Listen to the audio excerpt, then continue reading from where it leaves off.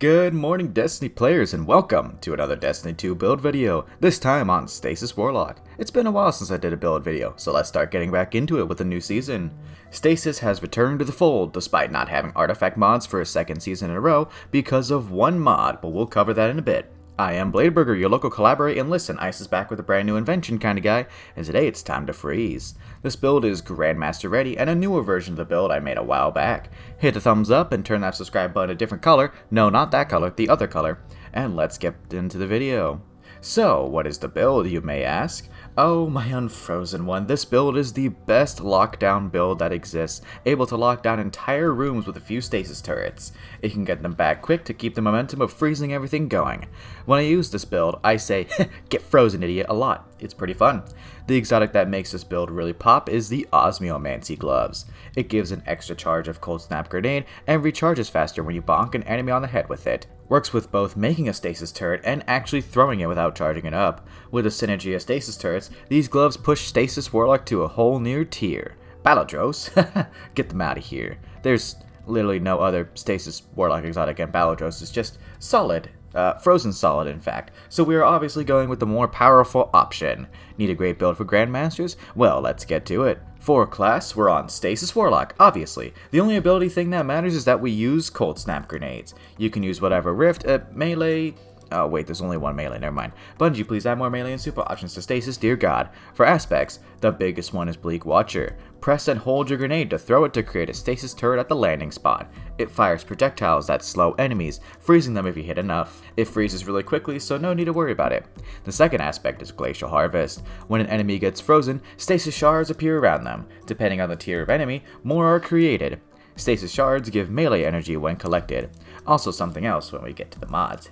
4 aspects. Whisper of Durance. Slow from your abilities lasts longer. It makes freezing a lot easier as normally stacks of slow fall off of enemies quick, kinda like how Scorch fell off really quick until the Season of the Deep's buff. Next we have Whisper Conduction. Nearby stasis shards track to your position. Helps out a lot to stay safer. Instead of getting close to an enemy to collect the shard, we can stay at a sizable distance.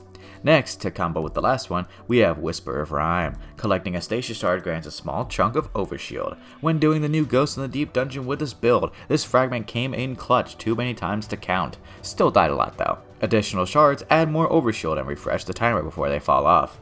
We make a lot of stasis shards, don't worry. Next is Whisper of Torment. You gain grenade energy whenever you take damage, the opposite of that one on Strand. It doesn't give much, but like the Strand one, it makes a big difference to getting your grenade back quicker. For weapons, you can do whatever, but I personally lean towards stasis weapons for the cost reduction that harmonic mods have versus the base elemental mods. I also use Winter Bite in low difficulty activities because it can freeze and shatter in a massive area. For stats, prioritize resilience for not dying and discipline for grenade cooldown. Be a Bladeburger Chad and dump recovery and elect. Now let's get to the mods. As per usual, here's a little overview of the mods. Take a look, then join my Discord, link in description, to complain about how I always use Reaper regardless of the build. Ready? Let's do this.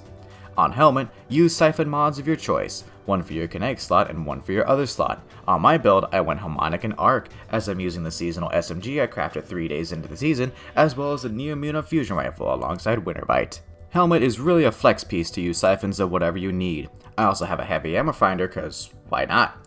You can also use targeting too if you want. For arms, double grenade kickstart. Gain grenade energy when you use a grenade. Any armor charge you have is consumed to add more to the energy gains, up to 50% total energy. We also have a reload mod for our main weapon, the Stasis SMG, to help out.